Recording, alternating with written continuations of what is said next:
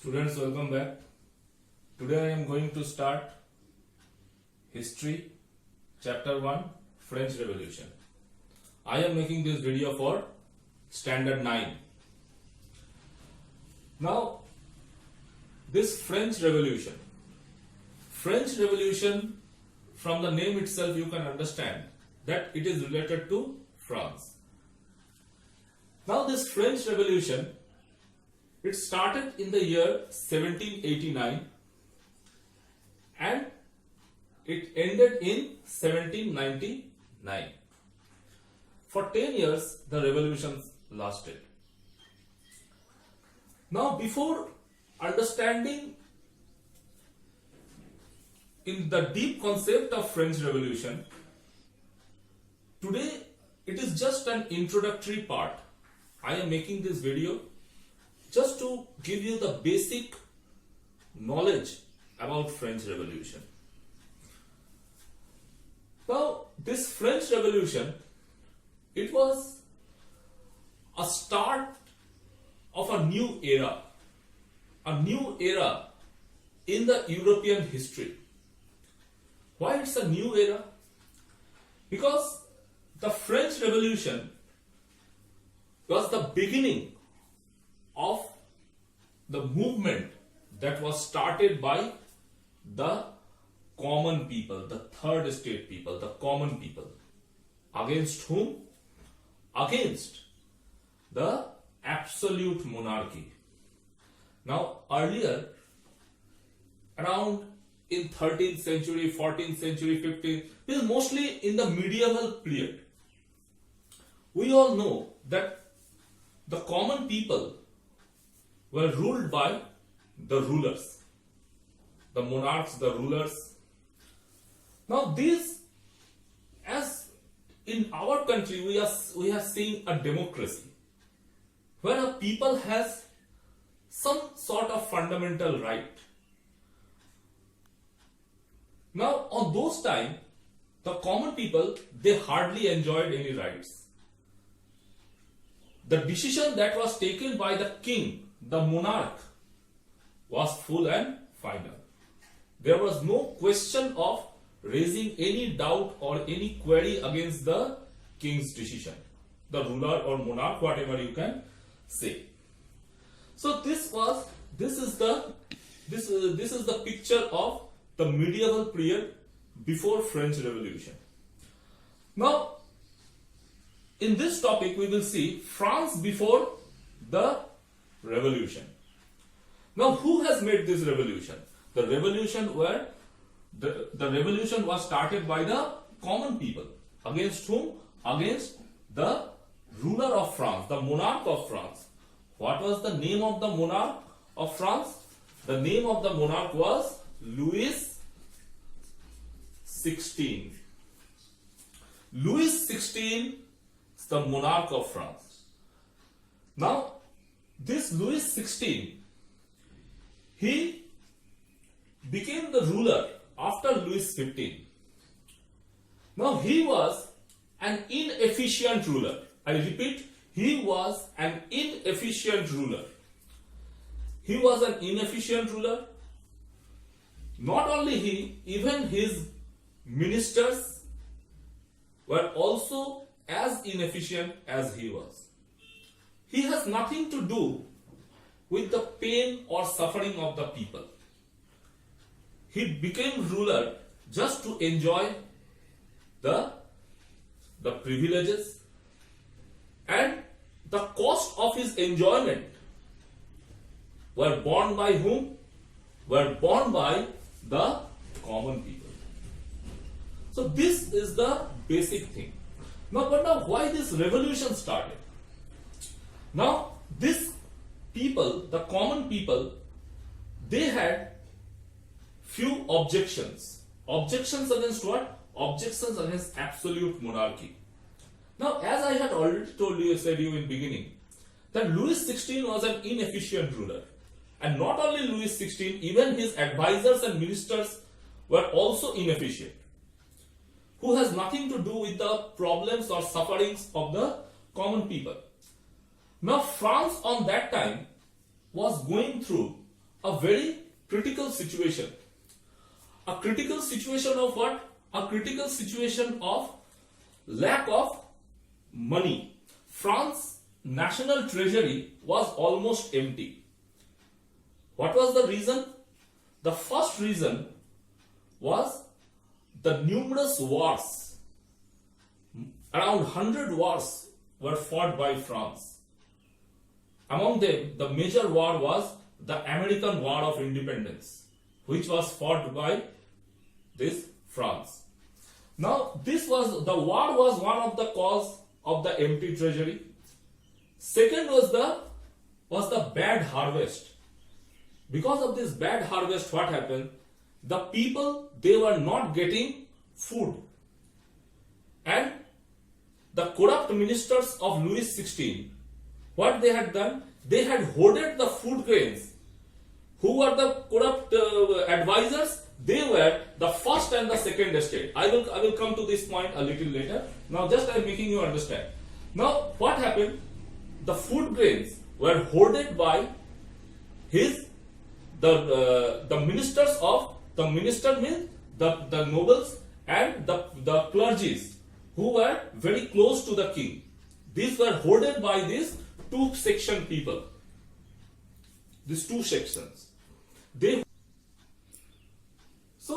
inefficient ministers, what they did? They hoarded the food grains, and the common people, they were getting nothing. So these are some of the things. Now we will see the estates. Now the French society before the French Revolution was divided into 3 estates. Estates means the class of people, the ranks. Generally, the first estate, the second estate, and the third estate. Now, in the first estate, in the first rank, in the topmost position, there were the clergies. Who were the clergies? The clergies were commonly known as the priestly class. Okay. Now we will see about these clergies over here. They were the priestly class and very wealthy because they were very close to the king. Held 1/5 of the land. Now they were owner of a large portion of land, and you can say that on that time they held a large portion of land for their own benefits. Okay. Third, they collected direct tax, which was known as, on French language it is known as tithe, T-I-T-H-E, tithe. What are the tithe? They collected the direct tax from the peasants. It is a sort of tax which was being collected from the third estate people. And fourth, and the most interesting point about this first estate, these clergies were that they paid no taxes. They paid no taxes to the king. Okay, they were not means they had no liability to pay any sort of taxes to the national treasure. Now, after this first estate, we will see the second estate. The second estate, who are they? They are the nobles. Who are these nobles? The nobles are the ministers. Now, similarly, like this first estate, they also enjoyed the special rights and privileges. Okay, they were minister class, and very similar to first estate, they were very wealthy, very close to the king, enjoyed special rights and privileges. Okay, so they enjoyed special rights and benefits from the ruler, from Louis XVI. And again, one more similarity, paid no taxes. So what we see? That the first estate, they also paid no taxes to the national treasure of France. Even the second estate, the nobles, they also don't have to pay any taxes to the national treasury of France. One more thing, they crushed the common people. That means they punished the common people, especially the peasants. The peasants means the farmers. Now move on. We are moving to the third estate. Now, who generally used to come to the third estate? And that means the third category, the third rank. They were businessmen, merchants, peasants, etc. Many other small artisans. Means generally the common people, the common public belong to the third estate. Now, this third estate, even though they were the majority among the population, they used to hold around 90% of the population of France, but still they were suppressed by this first and the second estate. I repeat, they were suppressed by this first and the second estate. That means the clergies and the nobles. And all these were done under the guidelines which were given by this Louis XVI, their ruler. That means what? The Louis XVI was least bothered about the third estate. And the third and the most interesting point, that even though they were common people, so that is that they don't have in the wealth, they have less wealth in comparison to the first and the second estate. They were not so much wealthy in comparison to the first and the second estate. But these poor common people, the third estate people, had to pay taxes to the national treasure. And not only, it is not around 1% or 2% or 10%. It is approximately around 50% of the tax. Means the half of the earning that they used to make, they had to pay taxes to the national treasure, to the ruler, to the king.